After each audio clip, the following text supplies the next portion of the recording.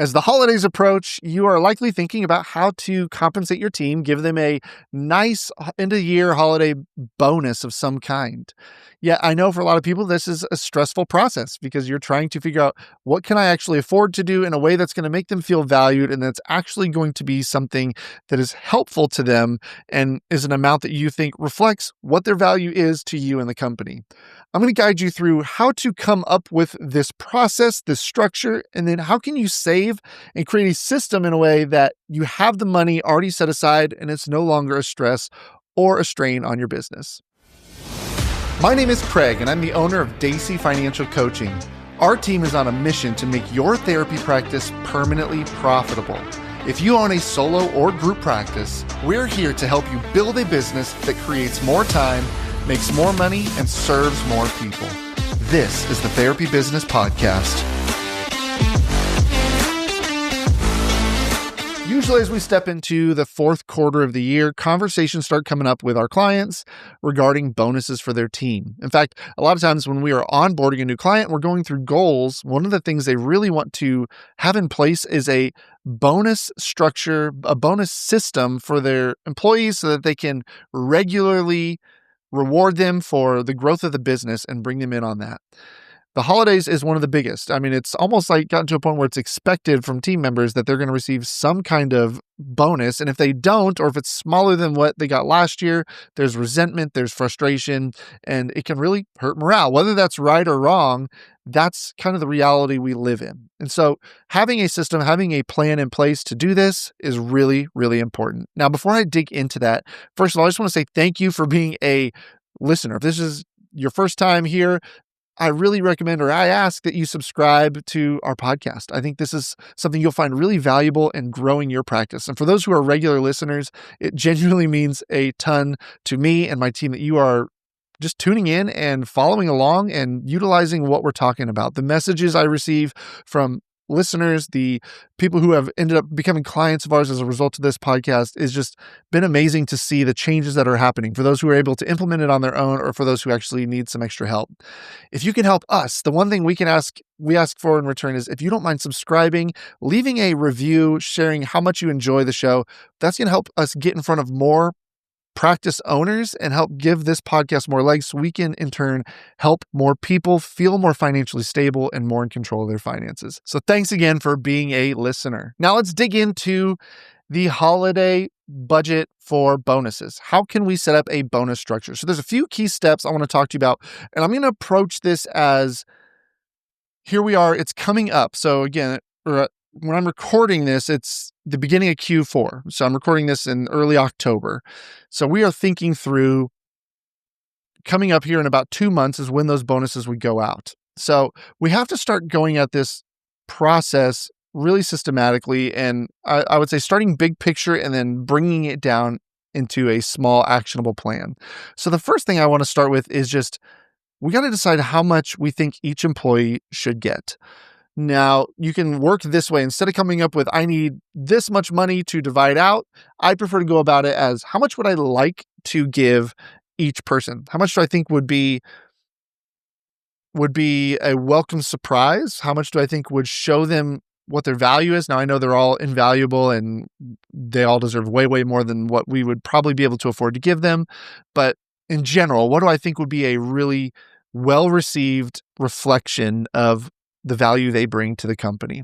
So going through, now there's a couple ways to do this. You can either make it a tiered process. So if you want certain people in your company to get more than others, if you want maybe your therapist, your full-time therapist to get a higher bonus than maybe your part-time therapist or maybe your admin, it's okay to do that. If you have certain people who are licensed at a certain point, or those who generate the most revenue or see the most clients. There's a lot of different ways to go about it, and every practice owner is different when it comes to this. So there's not necessarily a right or wrong.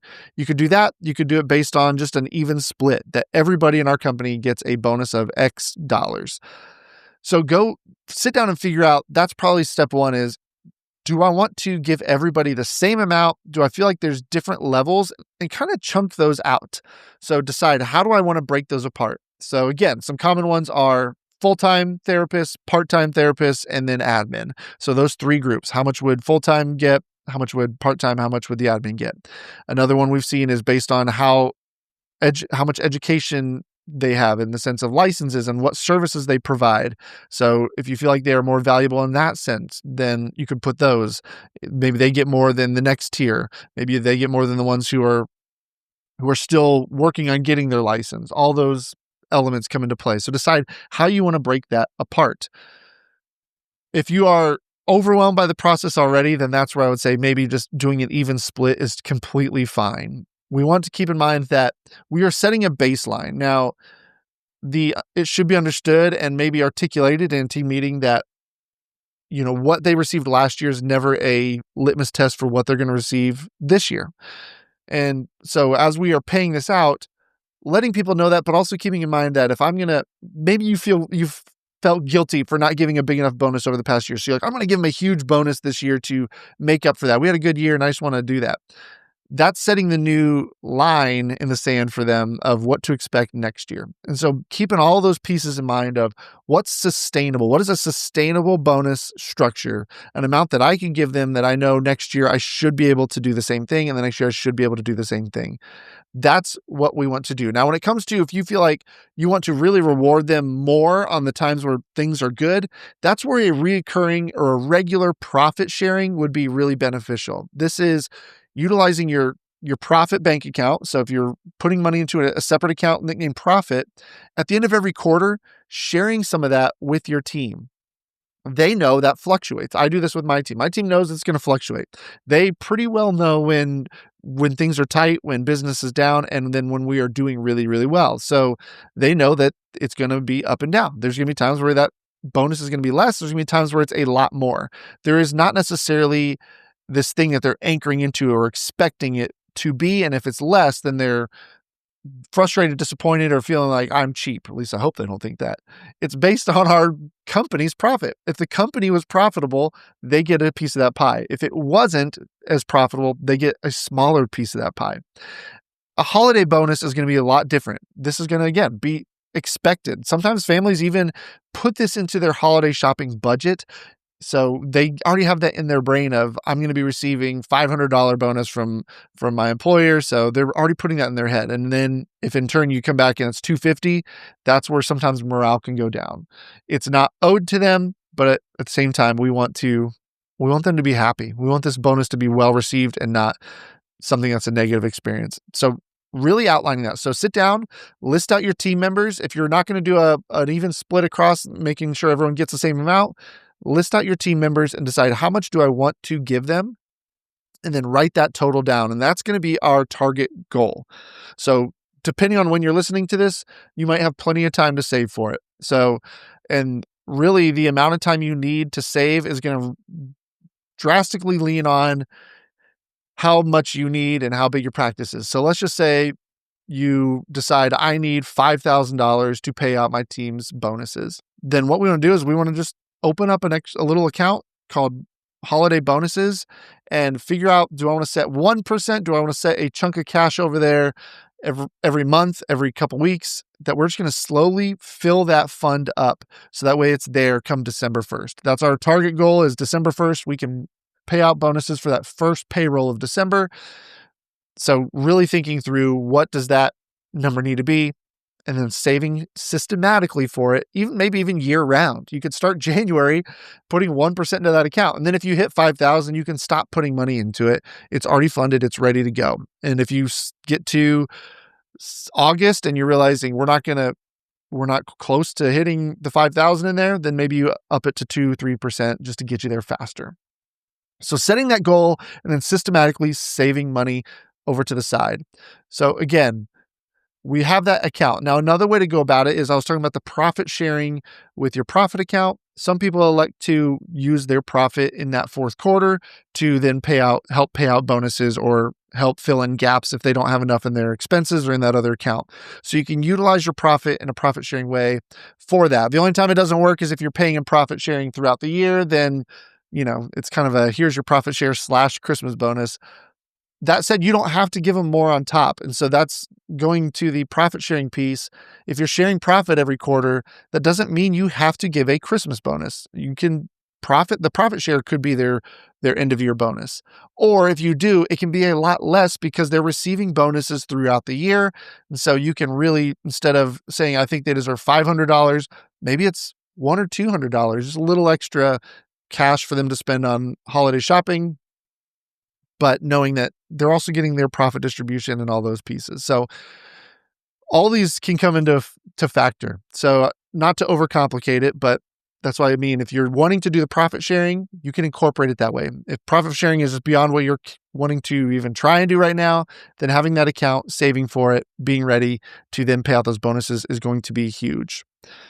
I know and I acknowledge that the holidays, December, can be a month where revenue's down. It's a stressful time. That's why this whole bonus thing at Christmas time, at the holidays, is stressful for business owners because okay, I got team members who are probably going to be out this month. I've got clients who are probably going to be canceling or rescheduling on us this month because of the holidays, because of sicknesses as we have that cold weather hitting.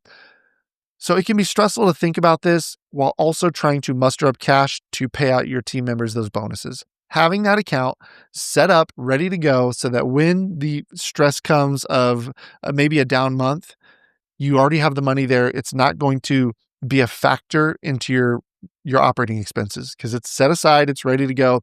You can pay it out without it playing into the stress. That's a great system for a simplified system for paying out your bonuses. Now, if you need help coming up with this, we are always here to help you. Click a link in our show notes where you can talk to one of our coaches, but compensate your employees. Don't feel obligated. So if you're listening to this here in October, November, if it's too late for you, give what you can. And it's okay if you have to forego the bonuses, but communicating it, if you've done them in the past, communicating is going to be key because just knowing your employees are likely counting on it is super, super important. But setting up the system for next year, if it's too late now, looking ahead to next year. But I would say even if you're listening to this in November, you still have 30 days. So see what you can set aside over the next 30 days. See what you can cut, what you can reduce, what you can trim, what you can pull maybe from the profit account if you need to help at least give something to show your appreciation to your team this year. Thanks for joining us on the Therapy Business Podcast. Be sure to subscribe, leave a review, and share it with a practice owner that you may know. If your practice needs help getting organized with its finances or just growing your practice, head to therapybusinesspod.com to learn how we can help.